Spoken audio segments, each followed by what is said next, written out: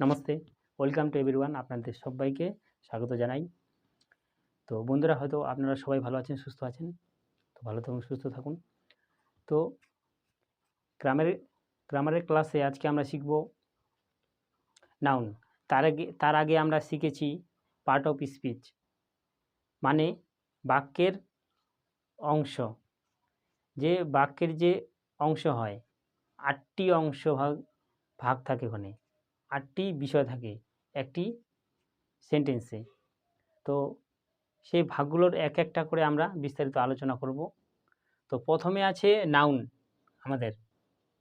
তো নাউন বিষয়ে জানব।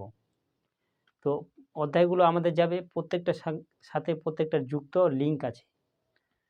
তো তো আমরা মিস করব না একটা ক্লাসও। তো মিস করলে আমাদের কি হবে, মাঝখানে বুঝতে পারবো না। তো চলো আমরা শুরু করি। তো নাউন মানে বিশেষ্য পদ। এটা বাংলা ব্যাকরণে এই বিশেষ্য পদ বলে, একটা নাম বিশেষ্য পদ। তো নাউন মানে নাম, বিশেষ্য পদেও এটা ব্যাকরণ ভাষায় বিশেষ্য পদ, নাম পদ হবে এটা। তো আমি ব্যাকরণের ভাষায় এখানে উল্লেখ করেছি। তো আমরা শিখব ইট ইজ এ অ্যাপেল।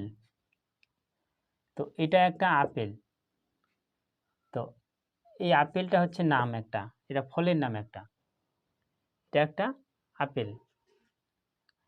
তো দ্যাট ইজ এ ডগ, এটা একটা কুকুর, এ কুকুর, এখানে আপেল। হি ইজ মানব, সে মানব।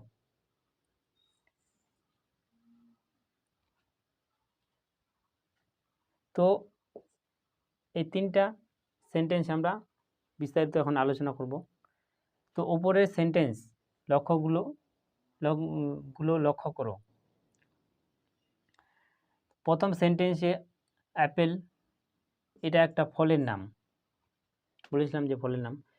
দ্বিতীয়তে ডগ, ডগ একটা প্রাণীর নাম। তো এরাই হচ্ছে নাম, এরাই হচ্ছে নাউন, এরাই হচ্ছে বিশেষ্য পদ।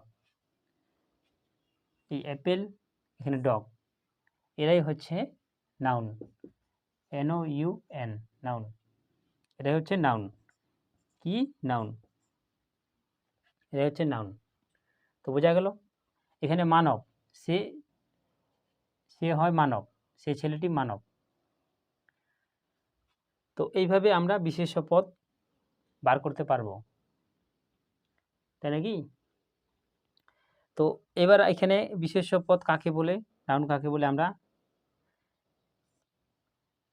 সাজিয়ে জানব। যে ওয়ার্ড দ্বারা কোনো ব্যক্তি, বস্তু, প্রাণী, স্থান, সমষ্টি, গুণ অথবা কার্য প্রভৃতির নাম বোঝায় তাকে নাউন বলে।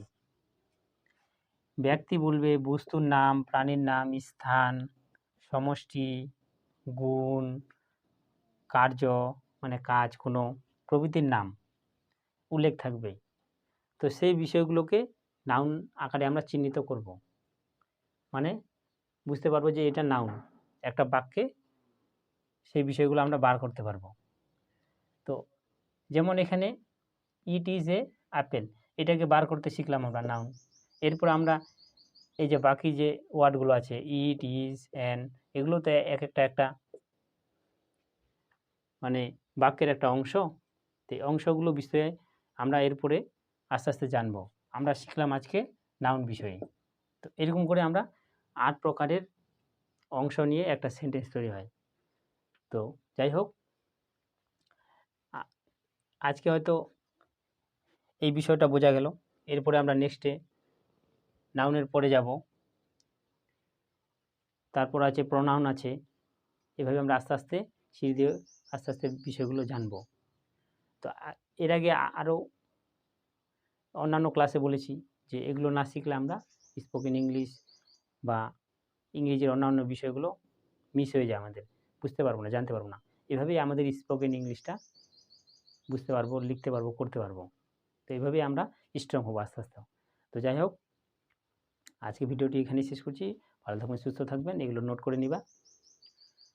তো নমস্কার, জয় হিন্দ, জয় ভারত।